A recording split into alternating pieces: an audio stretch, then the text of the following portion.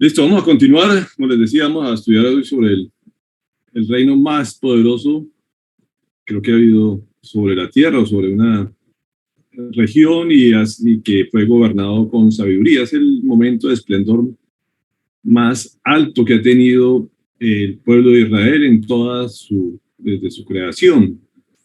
Así que vamos a mirar qué características tuvo este periodo gobernado por Salomón, que es el personaje que estamos estudiando dentro de la genealogía de Jesús. Y vamos a primero mirar la extensión, que es lo que se refiere la palabra del Señor. Dios había prometido un área para la tierra prometida, donde iba a habitar su pueblo.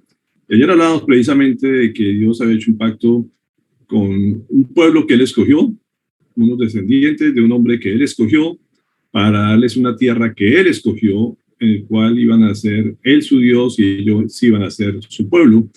Y aquí vamos a ver que es el momento de la historia donde ha tenido mayor extensión. Dice Segunda de Crónicas 9:26, y tuvo dominio sobre todos los reyes, desde el Éufrates hasta la tierra de los filisteos y hasta la frontera de Egipto. Y aquí vemos en el mapa más o menos lo que nos muestra de dónde a dónde llegó a ocupar la tierra prometida.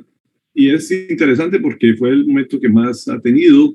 Sin embargo, no fue todo lo que el Señor les prometió que les iba a dar. O sea que todavía hay una zona que no ha sido ocupada por ellos según la promesa del Señor, y eso está por cumplirse. Pero durante toda la existencia del pueblo de Israel, este es el momento donde tuvo mayor extensión de territorio.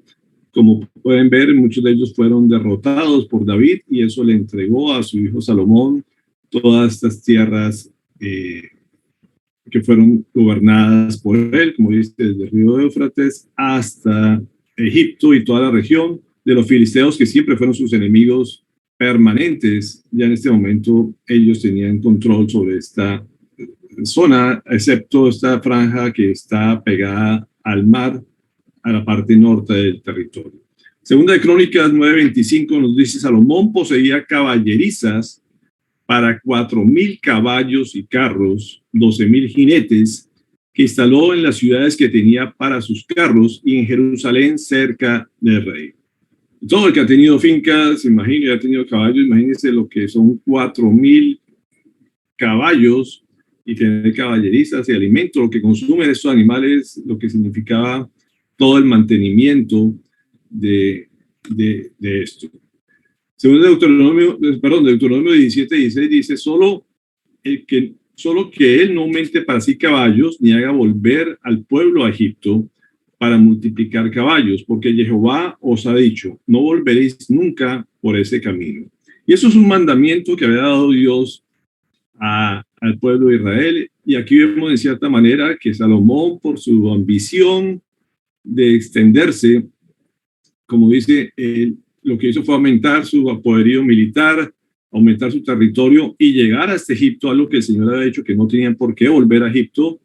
Pero a veces así es el hombre, muchas veces por su ambición, por sus ganas de tener ego, poder, hace cosas en contra de la voluntad de Dios, y esto es lo que sabemos, todo lo que después le llevó consecuencias al rey David. Como sabemos, termina casándose con una hija del rey, de un faraón de Egipto, y ahí empieza toda la decadencia del rey Salomón por desobedecer lo que el Señor ya había estipulado.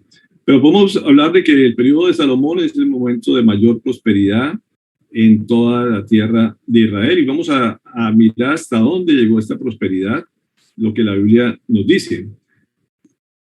Dice Primera de Reyes 4:20: Judá e Israel eran tan numerosos como la arena que está junto al mar en multitud, y comían, bebían y se regocijaban. Como vemos, eso fue el periodo donde todo el pueblo estaba feliz, donde toda la gente estaba simplemente gozándose, así como dice, gozando de la vida.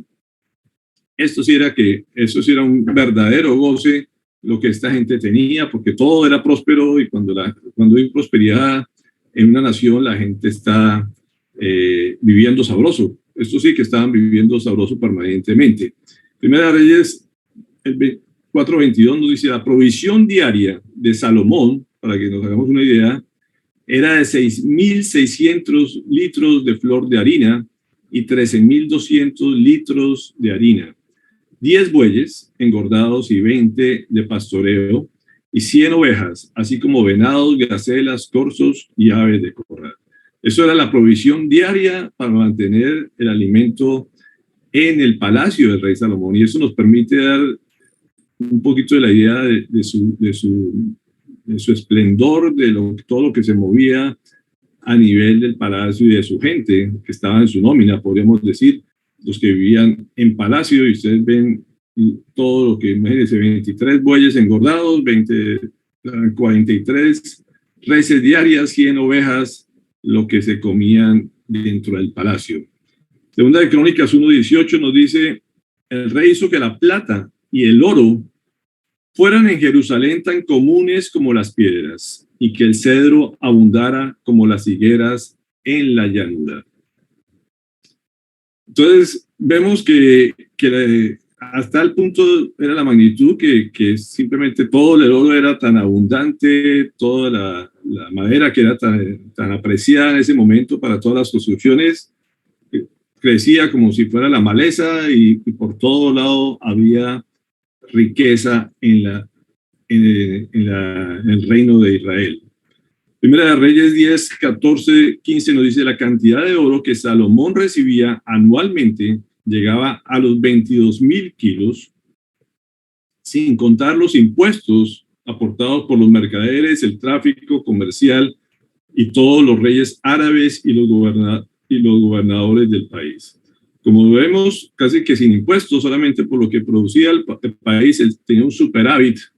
Podríamos hablar de que había un excedente de todo para mantener el reino, así que sobraba la plata, y sin embargo persistían los impuestos que ni siquiera se contaban de la cantidad de plata o dinero que tenía Salomón para gobernar. El versículo 18 al 20 nos dice, el rey hizo también un gran trono de marfil recubierto de oro puro. El trono tenía 6,000 peldaños, un espaldar redondo, brazos a cada lado del asiento, 2 leones de pie junto a los brazos, y 12 leones de pie sobre 6 peldaños, uno en cada extremo. En ningún otro reino se había hecho algo semejante. Y es interesante ver todo este esplendor, como dice, nunca antes se había visto un reino tan fuerte, tan poderoso, tan rico, tan exuberante, hasta casi que parece algo estrambótico, lo que tenía el rey Salomón. Dice que toda la vajilla, dice, todas las copas del rey Salomón y toda la vajilla del palacio, bosque del Líbano, así se llamaba, eran de oro puro. Nada estaba hecho de plata, pues en tiempos de Salomón la plata era poco apreciada. Pues ¿quién se fijaba en la plata cuando todo el oro abundaba por toda esta región? Y uno diría, oye, ¿por qué tantas cosas como que chocan un poco ver tanta abundancia? Y no podemos olvidar que estos son sombras de lo que el Señor ha preparado para todos los suyos. Todo le pertenece al Señor, y Él simplemente quiere dar lo mejor a sus hijos, y nos va a dar muchas cosas que, como digo, esto quedan en pañales a lo que seguramente vamos a vivir. Ese no debe ser la motivación nuestra, ni mucho menos, pero vemos la generosidad del rey, y esto, como digo, lo permitió para que conocieran. Es más, Él lo dio, y esto lo permitió el Señor, toda esta abundancia, para que todas las naciones del mundo se asombraran y reconocieran que este era el pueblo de Dios, y que Dios al final siempre escogía lo mejor para los suyos. Así que, como dice Segunda de Crónicas 1:12, te los otorgo, pero además voy a darte riquezas, bienes y esplendor, como nunca los tuvieron los reyes que te precedieron, ni los tendrán los que habrán de sucederte. Como vemos, esto fue una promesa del Señor. Sabemos que Salomón le dijo que era lo que quería. Ahorita vamos a mirar un poco más adelante eso. Él prefirió antes de pedir todas estas cosas, pidió sabiduría, pero el Señor le dijo, mire, yo te voy a dar la sabiduría, pero por haber pedido eso, te voy a mostrar a todo el mundo que yo soy generoso y que quiero darte todas las riquezas como nadie las ha tenido antes ni las tendrá en el futuro. No sé si a la fecha de pronto algún jeque, alguna cosa ha hecho cosas tan estrambóticas, podríamos decir, como lo hizo Salomón. Lo cierto es que el Señor dijo que nadie más iba a tener tanto poder y tanta riqueza como el rey Salomón en ninguna época de la historia de la humanidad. Aparte de esto, era un tiempo de paz. El Señor también había prometido paz para Israel. En Primera de Reyes 4:25 nos dice: y durante el reinado de Salomón, todos los habitantes de Judá y de Israel, desde Dan hasta Beerseba, vivieron seguros bajo su propia parra y su propia higuera. Y este término de su propia parra y su propia higuera básicamente era decirles: van a estar bajo su protección. La parra, como ven aquí, es un árbol frondoso que da sombra y da protección. Y lo que el Señor les estaba diciendo era: ustedes van a estar todo el tiempo bajo mi protección y además van a tener, aquí vemos la higuera, pero van a tener tapa y la parra, que es las uvas, que es básicamente van a tener toda la provisión de mi parte, todo el dulce de mi provisión lo van a tener. Así que eso es lo que significa estas palabras que Dios le había prometido a Salomón, de que ellos iban a estar bajo su paz, bajo su provisión, en el sentido de decir proveer, no como estamos hablando de que veías lo que venía hacia el futuro, que eso ya lo tenemos claro, que el Señor sabía todo lo que iba a suceder, pero además decía de verdad proveer todas las necesidades físicas de alimentación y de techo y de seguridad para este pueblo. Miqueas 4:4 dice: cada uno se sentará bajo su parra y su higuera, y nadie perturbará su solaz. El Señor Todopoderoso lo ha dicho. Todos los pueblos marchan en nombre de sus dioses, pero nosotros marchamos en el nombre del Señor, en el nombre de nuestro Dios, desde ahora y para siempre. Eso lo dice el profeta de Miqueas, hablando de una profecía precisamente de lo que era para el pueblo de Israel la presencia del Señor, la compañía del Señor, y que siempre iba a tener su protección y su provisión. Primera de Crónicas 22:9 dice: pero tendrás un hijo que será un hombre pacífico. Vamos a acordar que esta es la promesa de la vida de Salomón. Dice: yo haré que los países vecinos que sean sus enemigos lo dejen en paz. Por eso se llamará Salomón. Durante su reinado yo le daré a Israel paz y tranquilidad. Así que podemos ver que esto era el plan de Dios para mostrar que él tenía control sobre eso, que su propio rey significaba paz o pacificador, y toda la nación iba a estar en un periodo completo de paz. No se iban a acabar las guerras, todo el tiempo habían estado en guerras y esto iba a ser suspendido durante este momento de gran esplendor en la tierra de Israel. Por eso Primera de Reyes 8:56 nos dice: bendito sea el Señor, que conforme a sus promesas ha dado descanso a su pueblo Israel. No ha dejado de cumplir ni una sola de las gratas promesas que hizo por medio de su siervo Moisés. Y para Salomón era claro que no era obra de él reconocía permanentemente que esto era obra del Señor, así Dios lo había querido, y eran las cosas características de este rey Salomón, que él le daba toda la honra y la gloria a Dios. No era por sus méritos, no era por sus hechos lo que lo podía lograr este esplendor, ni porque pudiera tener paz porque él la mantenía, era porque el Señor lo había querido así y había permitido que él fuera rey en esta época de su reinado. Sin embargo, desafortunadamente esto no dura para siempre, fue muy poco el tiempo que duró así, como siempre o habitualmente pasa en las situaciones de esplendor, empiezan a aparecer muchas veces las divisiones internas, y si ustedes ven el capítulo 12 de Reyes, ya llega la gran división del reino. Hasta aquí había una sola Israel, ya no fue la única época donde estuvo unida todas las tribus de Israel bajo el reinado de Salomón. Como decíamos, los únicos fueron David y Salomón, y ya para el tercer reinado, para la tercera generación, ya otra vez estaban divididas la casa del Señor.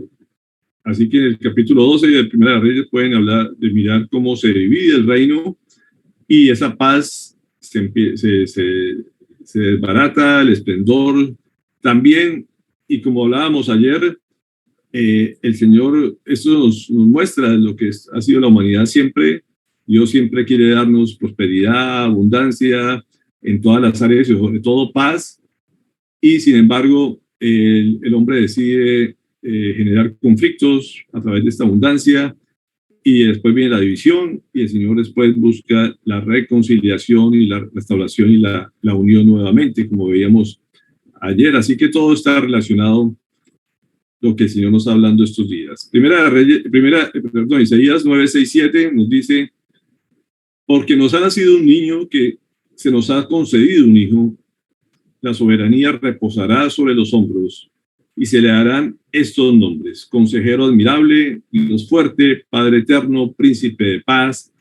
Se extenderá su soberanía y su paz, y no tendrá fin. Gobernará sobre el trono de David y sobre su reino, para establecerlo y sostenerlo con justicia y rectitud desde ahora y para siempre. Esto lo llevará a cabo el celo del Señor Todopoderoso.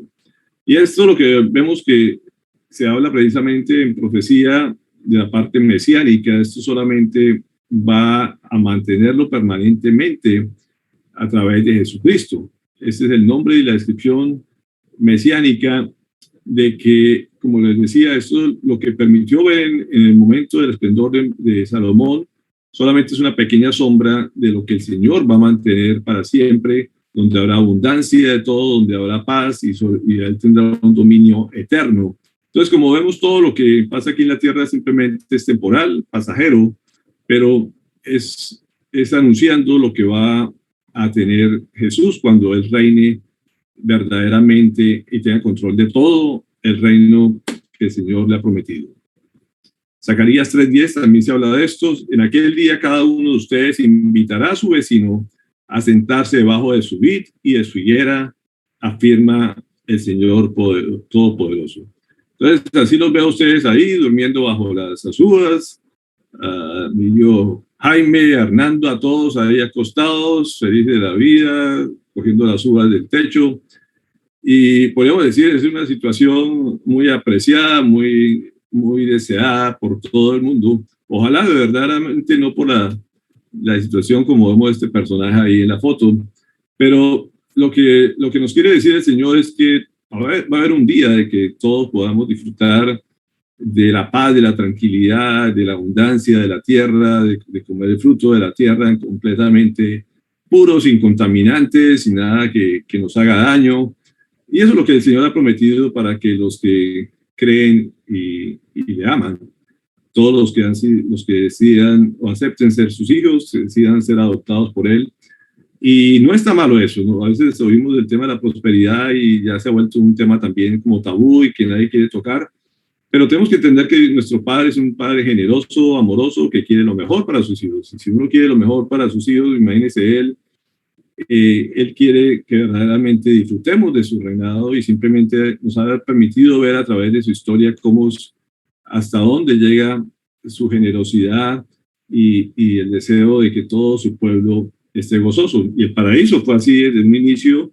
El hombre no tenía que preocuparse, todo era paz, todo era tranquilidad, pero el pecado hizo que perdiéramos todo esto. Así que Él va a restaurar absolutamente todo su plan y nos va a unir para que podamos estar con Él, disfrutando de toda la hermosura que nos tiene preparado.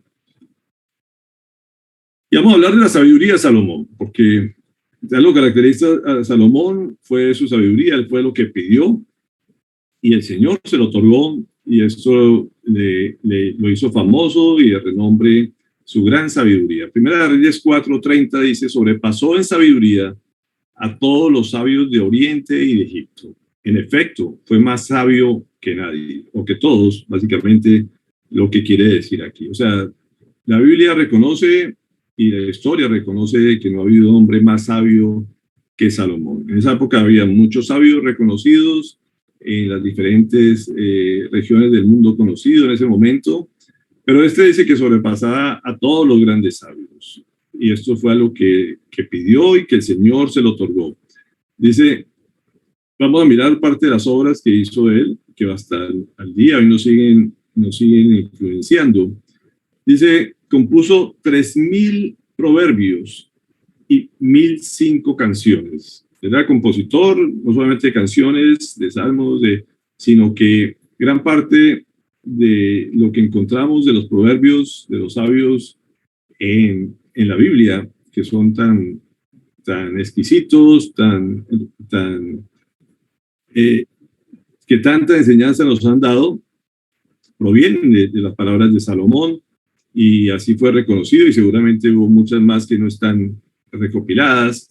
Hizo el Salmo 72 y el Salmo 127. Dentro de sus Biblias, esas canciones fueron hechas por él, de las 1.005 canciones que hizo y que se le han otorgado. Primera de Reyes 4:33 nos dice, disertó acerca de las plantas, desde el cedro del Líbano hasta el hisopo que crece en los muros. También enseñó acerca de las bestias y las aves, los reptiles y los peces. Los reyes de todas las naciones del mundo que se enteraron de la sabiduría de Salomón enviaron a sus representantes para que lo escucharan. Yo leía este texto y yo decía cómo Salomón podía tener tanto conocimiento de la naturaleza. Y no era que consultara Wikipedia o que fuera a una universidad para aprender de otras personas. Básicamente lo que vemos acá es que el Señor da ese tipo de sabiduría, de entendimiento de las cosas, y se la revela a quien Él quiere. Simplemente a través de la observación le permite llegar a descifrar cosas, a entender cosas. Así se ha hecho la ciencia al fin y al cabo. Y muchas veces uno dice, ¿por qué sé tal cosa? ¿O por qué comprendo tal cosa? No la he leído, no he buscado textos sobre eso, no he tomado cursos sobre eso, pero eso es lo que hace el Señor. El Señor da un entendimiento de las cosas en forma natural, y eso se lo permite solamente a los que Él quiere que lo tengan. Así que esto no era que nadie se lo enseñara a Salomón, simplemente el Señor le daba esa comprensión de las cosas de la naturaleza y la gente venía a aprender de Él, porque en parte no solamente es saber tomar decisiones o aplicar las cosas que tenemos en nuestra mente, sino también va pegado al conocimiento. Él adquiría conocimiento y la gente iba a través de ese conocimiento, y de paso veía la forma de tomar decisiones o poner en práctica lo que él tenía en su mente. Como hemos aprendido que eso es la sabiduría, es poner en práctica al final y al cabo lo que Dios permite entrar a nuestra mente a través del conocimiento. Mucha gente tiene conocimiento pero no tiene sabiduría, pero el que tiene sabiduría tiene conocimiento también, porque Dios se lo permite. Primera de Reyes 10 del 1 al 3 dice, la reina de Saba se enteró de la fama de Salomón, con la cual él honraba el nombre del Señor. Como vemos todo, él se lo otorgaba al Señor, así que fue a verlo para ponerlo a prueba con preguntas difíciles. Llegó a Jerusalén con un séquito muy grande. Sus camellos llevaban perfumes y grandes cantidades de oro y piedras preciosas. Al presentarse ante Salomón, le preguntó todo lo que tenía pensado, y él respondió a todas sus preguntas. No hubo ningún asunto, por difícil que fuera, que el rey no pudiera resolver. Y aquí nos habla de una personaje que es la reina de Saba, que para los historiadores, para los científicos, ha sido difícil ubicarla a través de los libros de historia. Sin embargo, sabemos que fue una realidad y fue un personaje clave dentro de la vida del rey Salomón. Aparentemente, ella gobernaba gran parte de lo que es el África o el norte de África, y se enteró desde allá. Llegaban los rumores de la grandeza de Salomón, de su sabiduría, y trajo una cantidad de preguntas para hacerle a Salomón, y dice que no había ninguna pregunta que él no contestara. O sea, tenía un conocimiento de muchas cosas, y esto pues hace que también ella se enamore de él. Después se supone que también tiene relaciones con él y tiene hijos de él. Y dice el versículo 4 al 5, la reina de Saba se quedó atónita al ver la sabiduría de Salomón y el palacio que él había construido, los manjares de su mesa, los asientos que ocupaban sus funcionarios, el servicio y la ropa de los camareros, las bebidas y los holocaustos que ofrecía en el templo del Señor. Como vemos, ella quedó con la boca abierta, por muy grande que fuera su reino, no se comparaba con todo lo que este hombre hacía. Y eso nos permite entender, como digo, que no había nada ni había habido algo tan grande en ninguna parte de la tierra como en este momento de la historia, y se lo da a su pueblo Israel porque Dios lo quiso así y le dio en abundancia, como digo, sobreabundaba todas las cosas, que es la forma que el Señor bendice, siempre en forma sobreabundante. Versículo 8 y 9 dice: dichosos tus súbditos, decía la reina, dichosos estos servidores tuyos que constantemente están en tu presencia, bebiendo de tu sabiduría. Y alabado sea el Señor tu Dios, que se ha deleitado en ti y te ha puesto en el trono de Israel. En su eterno amor por Israel, el Señor te ha hecho rey para que gobiernes con justicia y rectitud. Y qué bellas palabras de esta reina, que da el reconocimiento, exalta al rey, pero exalta al rey del rey, que es algo bien significativo, y eso quiere decir que él no se echaba los méritos para él, sino que él reconocía que sobre él estaba el rey de reyes, que era el que le permitía tener todo, y que él era el que había permitido que él estuviera en ese trono y darle toda esta prosperidad y abundancia, y sobre todo esa sabiduría, y que podían ser bendecidos todos los que estaban alrededor, y era un deleite ser esclavo o ser siervo de este gran Señor, porque al fin y al cabo la sabiduría se pega, el conocimiento se pega, y estos eran, el hecho de estar en su presencia, si fuera esclavo, era un deleite de estar con una persona con esa sabiduría, y esa es la forma que la reina de Saba reconoce qué tan generoso es el Dios, el Señor del rey. Y el versículo 10 dice: luego la reina le regaló a Salomón 3,960 kilos de oro, piedras preciosas y gran cantidad de perfumes. O sea, como que era vendedora de Avon, porque dice que la llenó de perfumes. Dice: nunca más llegaron a Israel tantos perfumes como los que la reina de Saba le obsequió al rey Salomón. O sea, que perfumó el palacio, perfumó al rey, quién sabe por cuántos años. Todo el reino tendría un olor con todo lo que esta mujer le regaló. Sin embargo, vemos que en el versículo 24-25 dice: pero para los que Dios ha llamado, los mismos judíos que gentiles, Cristo es el poder de Dios y la sabiduría de Dios, pues la locura de Dios es más sabia que la sabiduría humana, y la debilidad de Dios es más fuerte que la fuerza humana. Y vuelvo y le repito, esto solamente son sombras de lo que Dios es, como dice, la gente admiraba a Salomón por su sabiduría, pero toda esta sabiduría era lo más necio del Señor, podríamos decirlo de esa manera, lo más pobre del Señor, la locura más ilógica del Señor, era todo lo que el Señor había permitido que vieran a través de Salomón. No hay forma de comparar todo lo grande que podemos ver aquí en la tierra, ni a nadie que podamos admirar que llegue a ser algo ínfimo comparado con nuestro Dios. Así se reconoce, y tenemos que tener esas proporciones completamente claras. Simplemente era, como digo, una sombra de lo que él quería darle a su pueblo, y esto es un pequeño momento de la historia, un corto momento donde él simplemente deja deslumbrar todo lo que él quiere darle a sus hijos. Y ahora sí viene 1 Corintios 10, 24 al 25. Ese fue el que leí. 1 Corintios 1:30 dice: pero gracias a ustedes están unidos a Cristo Jesús, a quien Dios ha hecho nuestra sabiduría. Quiere decir esto precisamente que Jesús era el que tenía toda la sabiduría. Dios era Dios encarnado, y no hay que tomar ejemplo como tal Salomón, sino que tenemos el privilegio nosotros de conocer a Cristo y tener la sabiduría de Cristo, que es algo también bien interesante que debemos comprender. Tampoco hay forma de comparar a Salomón con Cristo. Cristo era la sabiduría en pleno, porque, como dice, a través de Cristo Jesús podemos tener la sabiduría de él, así lo ha prometido el Señor. Y él mismo reconocía dentro de sus palabras a la reina de Saba, y por eso tenemos la certeza de que fue algo real, de que no es una fábula, que no es una leyenda como tal.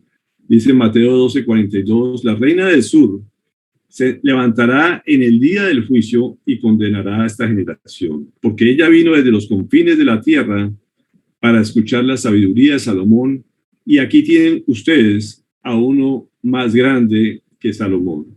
Como el mismo Jesús reconocía la historia de la reina del sur, la reina de Saba, y compara o le dice a la gente, ustedes que han oído esta historia de tanta admiración hacia Salomón, aquí hay uno más grande que todo lo que ustedes han oído y han sabido de lo que se ufanaba en ese momento el pueblo de Israel. Así que él era la sabiduría misma, y como les digo, hoy tenemos el privilegio de conocer cómo era que actuaba Jesús, cómo era que decidía las cosas, todo el conocimiento que él tenía, y que somos partícipes de esa misma naturaleza divina que el Señor nos permite regalar. Así que hoy tenemos que ser somos más privilegiados que todo el pueblo de Israel junto, lo que conocían hasta ese momento. Proverbios 3, 15 al 16 nos dice, es más valiosa la sabiduría que las piedras preciosas, ni lo más deseable se le puede comparar. Con la mano derecha ofrece larga vida, con la izquierda honor y riquezas. ¿Y por qué lo llevo a reflexionar en esta parte? Como hemos visto, una de las cosas más características del reinado de Salomón era la sabiduría, aparte de toda la riqueza, y fue algo que él decidió hacer, que le pidió al Señor, y Dios se complació con eso. Pero tenemos que todos entender qué es lo que más debemos anhelar en la vida. Esto es lo más valioso que podemos tener en esta tierra, es tener sabiduría. Y como dice los mismos proverbios de Salomón, que compara, él mismo lo expresa, que es más valiosa que cualquier otra cosa en la tierra.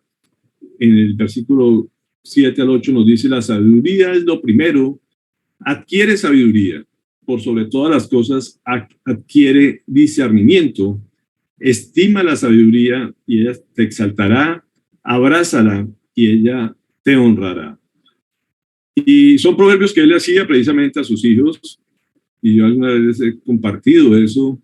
Es algo que uno debe enseñarle a los hijos. Los muchachos crecen queriendo tener dinero, trabajo, posesiones, ser influenciadores, muchas otras cosas, tienen sueños, pero los hijos hay que enseñarles a que adquieran sabiduría, de que la busquen, que la estimen, que la aprecien, que la busquen como sea la sabiduría. Y sabemos que la mejor o la única forma de buscarla a través de conocer al Señor es la forma de que a través de su palabra se adquiere sabiduría. No hay que ir a tantas universidades, y no estoy diciendo que sea malo ir a una universidad, adquirir conocimientos, pero tenemos que hacerles entender a los hijos y a todas las personas de que la sabiduría, si tienen sabiduría, lo tienen absolutamente todo. Y creo que hoy más que nunca lo vemos, la falta de sabiduría que hay en el mundo, y hay escasez de sabiduría por donde uno mire, hay mucha necesidad en este mundo, y que desafortunadamente el mundo exalta a gente bastante necia. Sin embargo, a los sabios se les da poca trascendencia, cuando debería ser todo lo contrario. Así que eso ha pasado a segundo plano. La gente se ha vuelto muy light, muy superficial, y el Señor lo que nos dice y nos recuerda es que es lo que más debemos anhelar, y hacerle anhelar a los hijos también, que adquieran la sabiduría. Y como digo, esto solamente se adquiere de la fuente de la sabiduría, que es el Señor, y que nos lo da a través de su palabra. Primera de Reyes 3, del 1 al 5, dice, como aún no se había construido un templo en el honor del Señor, el pueblo seguía ofreciendo sacrificios en los santuarios paganos. Salomón amaba al Señor y cumplía los decretos de su padre David. Sin embargo, y cada vez que hay un sin embargo nos cambia la historia, dice, también iba a los santuarios paganos para ofrecer sacrificios y quemar incienso. Como en Gabaón estaba el santuario pagano más importante, Salomón acostumbraba ir allá para ofrecer sacrificios. Allí ofreció 1000 holocaustos, y allí mismo se le apareció el Señor en un sueño y le dijo, pídeme lo que quieras. Y cuando yo leía esto, me hacía muchas preguntas.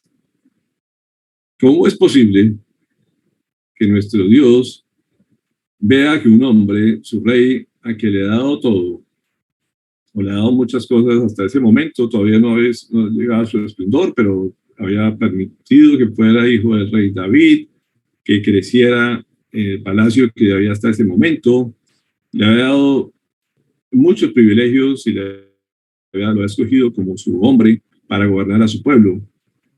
Después de que este hombre anda por malos caminos, como vemos que se presta al paganismo, a hacer holocaustos en los santuarios paganos, y después de haber hecho este gran holocausto a otros dioses, permita que se acerque a él y todavía le dice, pídeme lo que quieras. No sé para ustedes qué les pasa por su mente, pero el Señor ve cosas que nosotros no alcanzamos a ver definitivamente, y eso es parte de la previsión que hemos hablado estos días, y que uno de entrada diría, ¿por qué le da ese privilegio? Creo que es la única persona que uno ha escuchado en toda la palabra que simplemente le dice, pídeme lo que quieras. Creo que es bastante atrevido nuestro Dios en hacer esa pregunta y al aire como tal, porque uno ve a un hombre, se puede decir necio, que ha ido a buscar relaciones con sus pueblos enemigos, donde el Señor había dicho que no tuvieran relaciones, que no buscara caballos allá, que no aumentara su poderío militar, y este hombre había hecho contrario a lo que el Señor había hecho, lo que había dicho, y sin embargo le hace esta pregunta. Y uno ve la generosidad de nuestro Padre Celestial, igual sabía lo que podía haber en el corazón de Salomón. Lo cierto es que, como que uno diría, no es el momento apropiado para hacerle esa pregunta después de que está dando esas manifestaciones. Y como vemos, esta es la soberanía de Dios, esta es la grandeza de nuestro Dios, que a pesar de lo que somos, a pesar de lo que hacemos, el Señor a veces nos permite pedir lo que querramos, independientemente de la situación que estemos. Y así es la grandeza de nuestro Dios, así es su soberanía, como les decía, así lo hace con todas las personas, simplemente por amor a su pueblo, y le suelta esa pregunta. En el versículo 9-10 dice, yo te ruego que le des a tu siervo discernimiento para gobernar a tu pueblo y para distinguir entre el bien y el mal. De lo contrario, ¿quién podrá gobernar este gran pueblo tuyo? Al Señor le agradó que Salomón hubiera hecho esa petición. Como vemos, él sabía lo que había en el corazón, de todo modo, por ahí en el fondo de Salomón, y le agradó de su respuesta. Él confirmó básicamente lo que sabía que había en él, y por mal que hiciera frente al pueblo, mientras la gente estuviera viendo una imagen completamente de un hombre desobediente, necio, en muchos aspectos, Dios conocía lo que había en el fondo del corazón y le permitió hacer la pregunta y se complació de que esa fuera la petición de él. No podemos saber la historia si hubiera pedido otra cosa diferente, pero el Señor nos permite ver esta historia para mostrar lo que había en el corazón de Salomón, y hizo la solicitud correcta, y a través de esa solicitud correcta, de esa petición correcta, le permitió todo lo demás, toda la riqueza, toda la honra, todo la fama que tuvo, todo su esplendor, y que fue disfrutado por todo el pueblo de Israel, y tuvo que tomar decisiones muy importantes para el pueblo y para la vida de cada ciudadano en Israel. Y creo que esto nos deja muchas enseñanzas, y más hoy que la gente tiene tantos temores, incertidumbres de los momentos históricos que estamos pasando. Ahorita estaban hablando de este tema precisamente. Y creo que todos de alguna manera estamos hablando sobre el tema, y como decía José, hay que pedir por el mandatario, pero yo de toda esta lección sacaba una conclusión. para pedir sabiduría, de alguna forma tiene que tener un espíritu del Señor que le dé la humildad para reconocer que necesita esa sabiduría. Sin eso, desafortunadamente, la gente por su ego, por su soberbia, cree que es sabio. Y uno de los principios que uno tiene que tener claro es que es el Señor el que nos da la humildad de reconocer que somos necios. Y así como David se arrepintió muchas veces, reconocía su pecado, vemos a Salomón también que él reconoce su falta. Como dice, él le va bien, es bienaventurado al que es pobre de espíritu. Y por ese espíritu se refiere a eso, de que nosotros tenemos que reconocer nuestra pobreza también en la parte espiritual y en la parte de sabiduría. Si uno no reconoce que es pobre y que simplemente somos necios por naturaleza, pues no vamos a pedir algo que se supone que tenemos.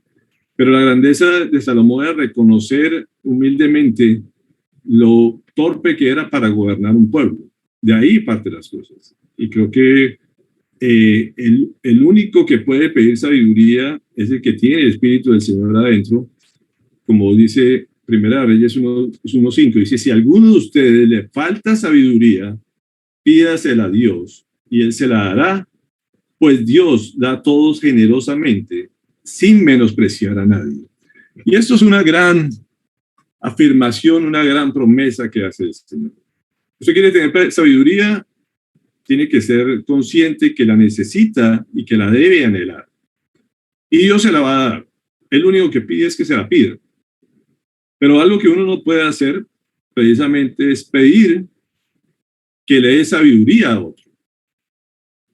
Y quiero explicar perfectamente esto porque a veces decimos hay que orar por el presidente para que Dios le dé sabiduría. Dios no le va a dar sabiduría a alguien que no la pida, porque tiene que nacer de su propio corazón y uno tiene que pedir al Señor es para que el Señor gobierne la vida y le dé el espíritu de Él, para que le dé entendimiento, que le dé para precisamente pedir la sabiduría. Así que uno tiene que siempre llevar la palabra, compartir la palabra para que la gente se rinda al Señor y que reconozca sus limitaciones, su pobreza espiritual y que precisamente después de eso, ahí sí pida sabiduría. Y el Señor se la va a dar generosamente, como dice, sin menospreciar a nadie. Él no humilla a nadie, no desprecia a nadie. Lo que quiere es que precisamente nosotros nos humillemos ante Él, que entendamos la grandeza que de Él, su generosidad, y lleguemos sin temor a pedirla, y que pidamos eso sobre todas las demás cosas. Creo que perdemos mucho tiempo pidiendo otras cosas que no necesitamos ni son tan valiosas como la sabiduría, y lo que más se necesita el hombre es de la sabiduría, y es a lo cual uno tiene que estar acostumbrado a pedirla. Uno no puede pedirle sabiduría a los hijos, como vemos aquí Salomón le decía a usted, o sea, adquieran sabiduría, busquen la sabiduría, denle el valor que requiere lo que significa la sabiduría, le decía a sus hijos. Él no se la pasaba hablándole a Dios para que le diera sabiduría a sus hijos, sino que ellos tomaran la conciencia de que ellos tenían que pedir esa sabiduría. Así que creo que es una de las grandes lecciones que nos deja el Señor hoy, que cada uno tiene que humillarse ante el Señor y pedir sabiduría para tomar todas las decisiones. En este momento creo que es muy necesario, como siempre lo es, pero en este momento, como digo, que el enemigo es astuto, el pueblo de Dios tiene que ser sabio para tomar decisiones y tomarlas oportunamente y no esperar precisamente que el enemigo tome ventaja. Esto, si no lo ha entendido, hay un trasfondo espiritual de esto, donde el pueblo de Dios cada día va a ser perseguido, va a ser atacado, va a ser empobrecido, donde los necios aparentemente les va a ir mejor que a los hijos de Dios, pero todo eso es temporal y si la gente pierde su rumbo, pierde su esperanza, pues definitivamente es porque le falta sabiduría. Así que el Señor a su pueblo le da sabiduría, a sus hijos le da sabiduría, si la piden, para que tomen las mejores decisiones y no se dejen afectar por lo que hace el enemigo, que es bastante necio, pero que desafortunadamente ellos creen que son sabios y eso los va a llevar a la muerte eterna y a la miseria eterna. Así que nosotros somos sus hijos, somos los herederos, los que Dios ha prometido, que les va a dar todo lo que necesitemos y no debemos perder la oportunidad, como se lo dijo a Salomón: pídeme lo que quieras, yo soy tu padre y estoy deseoso de darte sabiduría si consideras que la necesitas para que te vaya bien en la vida, prosperes y siempre donde estés seguro, confiado y en paz.